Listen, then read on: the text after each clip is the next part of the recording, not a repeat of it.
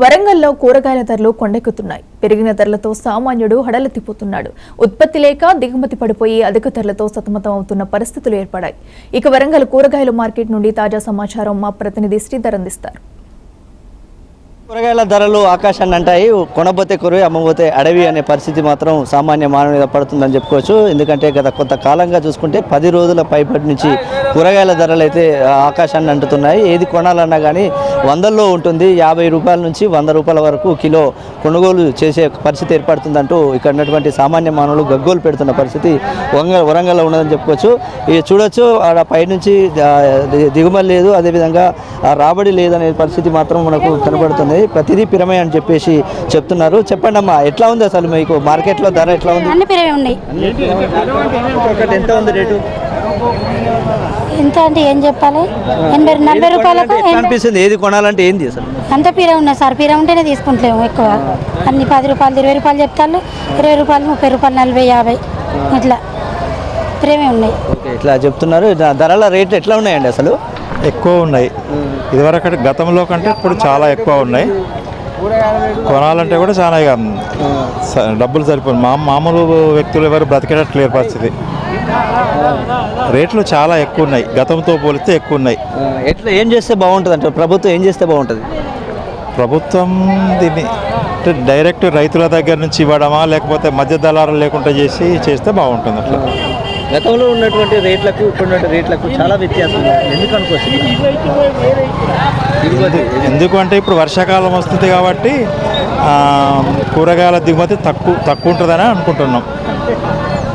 మనకు మరొక విక్రయదారుడు ఉన్నాడు. అసలు టమాటా 50 రూపాయల కిలో ఉండేది, ఇవాళ 80 రూపాయల కిలో. ఇక చూడండి, ఈ ఆకుకూర కూడా 20 రూపాయలకు 5-6 ఇచ్చేది 4 ఇస్తున్నాడు.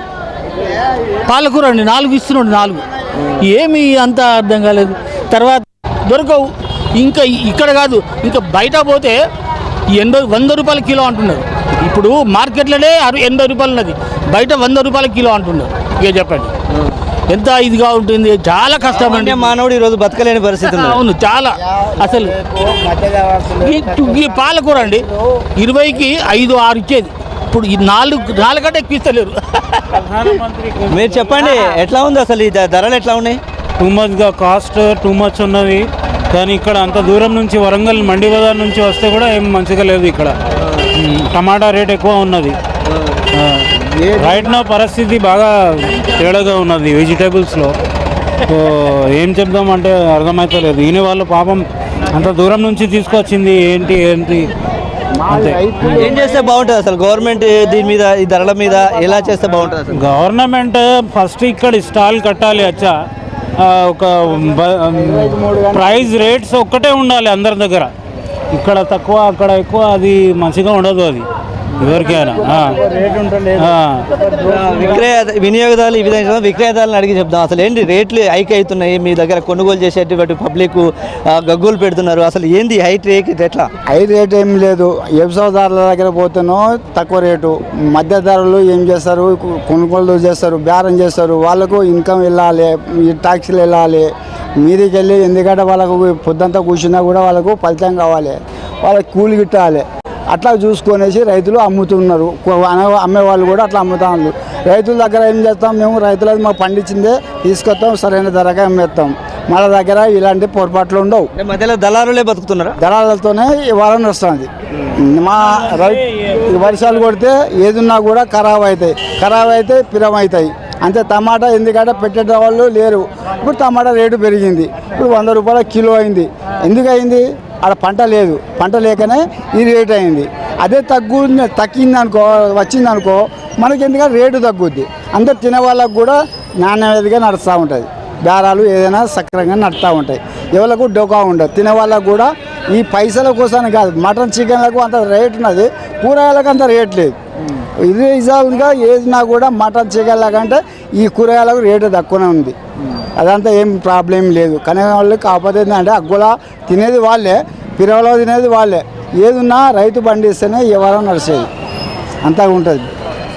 మీరు చెప్పండి, ఎట్లా ఉన్నది అసలు గిరాకీ? విక్రయదారులు ఏమంటున్నారు అనే విషయం కూడా మనం తెలుసుకునే ప్రయత్నం చేద్దాం. ఇక్కడ మార్కెట్లో కూరగాయల రేట్లు ఆకాశాన్ని అంటున్నాయి. పబ్లిక్ గొగ్గోలు పెడుతున్న పరిస్థితి ఈరోజు కనబడుతుంది. అసలు ఏంది వాళ్ళు ఏదంటే ఇప్పుడు ఎకరానికి 5,000 ఎకరానికి 3,000 ఈ ఇచ్చడం వల్ల ఇప్పుడు ఎకరానికి 10,000 6,000 ఇచ్చే వల్ల ఇప్పుడు వాళ్ళకు అదే చాలు. మాకు ఈ పంట వేస్తే మాకు వచ్చిన పెట్టుబడి కష్టం కూడా పోతే వృధా అవుతుంది. అందువల్ల మేము వాళ్ళు పంట వేయలేకపోతున్నారు. అందుకోసం మెయిన్ ఏంటంటే చాలామంది ఆ పంట వేయడం కారణం ఇదే. పంట వేసి వాళ్ళకు దానికి సరైన గిట్టుబాటు ధర కల్పించే బాధ్యత గవర్నమెంట్ ఉంటుంది. దానివల్ల కూడా రైతులు ముందుకు వచ్చి వాళ్ళు పంట వేయడం జరుగుతుంది. అందుకని చాలామంది ఈ పంటలు వేయకపోవడం వల్లనే దిగుమతి రాకపోవడం వల్లనే కూరగాయలు ఇవాళ ఈ రేట్లు అయిపోయినాయి. ముఖ్యంగా తెలంగాణ లోపల మనది సీజన్ వైజ్గా పంట పండిస్తారు. ఉదాహరణ పత్తి వరి వేసిన తర్వాత టమాటా వేస్తారు. టమాటా వేసిన తర్వాత మళ్ళీ దాని జోలి పోరిగా మళ్ళీ వేరే మళ్ళీ అదే వేయాలి, అదే పంట వేయాలి, చూద్దాం మరి దిగుమతి ఎట్లా వస్తుందని. కానీ వాళ్ళు ఏంటంటే ప్రత్యేకంగా వేరే పంట వేయకపోవడం కారణం వల్ల ఇవాళ ఈ తెలంగాణలో కూడా చాలా రేట్లు పెరిగినాయి. మళ్ళీ ఈ రోజున్న